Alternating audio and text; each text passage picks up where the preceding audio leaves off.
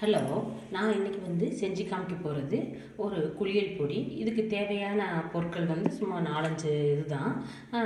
இப்போ அதுக்கு தேவையான பொருட்கள் என்னென்னு பார்க்கலாம். நான் எடுத்துக்கிறது ஃபஸ்ட்டு ஒரு கப் பச்சை பயிர் எடுத்துருக்கிறேன். அப்புறம் அதே இதில் கப்பில் ரோஸ், அதில் சென்ட் ரோஸ்ன்னு சொல்லுவாங்க, மாலை ரோஸ், அது நம்ம எடுத்துக்கலாம். அதுக்கப்புறம் ஒரு கப் துளசி, அப்புறமேலும் அதே மாதிரி ஒரு கப் வேப்பந்தழை எடுத்துருக்கிறேன். அப்புறம் மறிக்கொழுந்து ஒரு கப்பு. இதெல்லாம் நல்லா காய வச்சு நல்லா எடுத்து வச்சுக்கிறணும், நல்லா ட்ரையாக எடுத்து வச்சுக்கிறணும். இது கூட ஒரு கப் ஆவாரம்பூ போடலாம், பூலாங்கிழங்கெல்லாம் போடலாம். ஆனால் இது நம்மளுக்கு ஈஸியாக எல்லாம் கிடைக்கும். வேப்பந்தழை கிடைக்கும், துளசி கிடைக்கும், பச்சைப்பயிறு இருக்கும். நம்ம இதை வச்சுட்டு ரோஸும் நம்மளுக்கு கிடைக்கும்.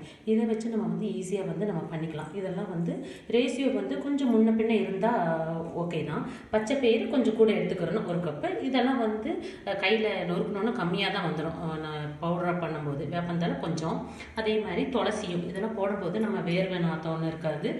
ரொம்ப நல்லா வாசனையாக மறிக்கொழுந்து சேர்க்கும் போதெல்லாம் ரொம்ப வாசனையாக இருக்கும். நம்ம இதை மிக்சிலேயே நம்ம அரைச்சிடலாம். அதனால் என்ன ஆகுதுன்னா, நம்ம வலுவலுன்னு இல்லாமல் கொஞ்சம் குருணையாக இருக்கும். அதனால் நம்ம சோப்புக்கு பதில் இதை போட்டு ஸ்க்ரப்பராக நம்ம இதை யூஸ் பண்ணிக்கலாம்.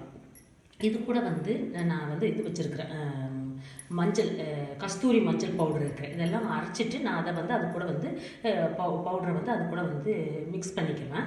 அது கஸ்தூரி மஞ்சள் நம்மளுக்கு ஜாஸ்தி அது பிடிக்காது. ஸோ இது குளியல் பொடியாகவே யூஸ் பண்ணிக்கலாம். சோப்புக்கு பதிலாக யூஸ் பண்ணிக்கிட்டால் நல்லா இந்த வெயில் காலத்துலலாம் அந்த வேர்வை நாத்தெல்லாம் இல்லாமல் நல்லா வாசனையாக இருக்கும். அதே சமயம் இது ஒரு ஸ்க்ரப்பராக தான் யூஸ் ஆகும். வீட்லேயே அரைக்கிறதுனால கொஞ்சம் குருணையாக இருக்கிறதுனால, பச்சை பயிரில் இருக்கிறதுனால நல்லா தேய்ச்சி குளிக்கும்போது நல்லா அழுக்கும் போயிடும். அதே சமயம் நல்லா வாசனையாக இருக்கும். உடம்புக்கு ரொம்ப நல்லது. இதையே கொஞ்சமாக பாலோ தண்ணியோ விட்டு இந்த பவுடரை மிக்ஸ் பண்ணி மூஞ்சியில் ஃபேஸ் பேக்காகவும் போட்டுட்டு ஒரு 10 மினிட்ஸ் நல்லா காய வச்சுட்டு நம்ம கழுவிக்கலாம். அதுவும் ஃபேஸுக்கு ரொம்ப நல்லது. நான் இதெல்லாம் அரைச்சிட்டு உங்களுக்கு எப்படின்னு இந்த பவுடரை காமிக்கிறேங்க. இப்போ நான் அதெல்லாம் அரைச்சிட்டு வந்துட்டேன். அந்த வேப்ப இலை, துளசி, மறிக்கொழுந்து எல்லாத்தையும் அரைச்சிட்டு இந்த பொடி. இது மிக்சிலேயே நல்லா காஞ்சதுனால நல்லா இதாகிடுச்சு, நல்லா வாசமாக இருக்குது.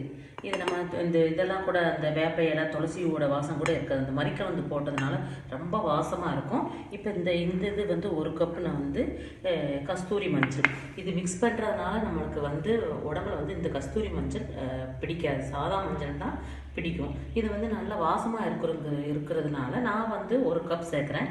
அப்படி இஷ்டம் இல்லாதவங்க கொஞ்சம் சேர்த்தா கூட போதும், 1/4 கப் சேர்த்தா கூட போதும். நான் இந்த இதில் ஒரு கப்பையும் நான் சேர்த்துக்கிறேன்.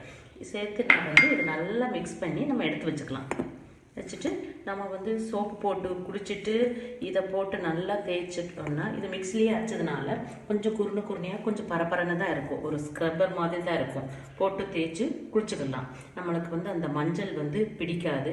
உங்களுக்கு அப்படி இதாக இருந்ததுன்னா கொஞ்சமாக பால்வாசி சேர்த்துக்காங்க. இதையே நம்ம லேசாக பால், சாதாரண பசும்பாலை மிக்ஸ் பண்ணி காய்ச்சின பால், ஆடையோடு இருந்தால் கூட நம்ம எடுத்து அந்த கடைசி இருக்கிறதெல்லாம் போட்டு நல்லா மிக்ஸ் பண்ணி மூஞ்சில் ஃபேஸ் பேக்காக போட்டுட்டு கொஞ்சம் நேரம் விட்டுட்டு நம்ம கழுவிக்கலாம். இதுவும் நல்லா இருக்கும்.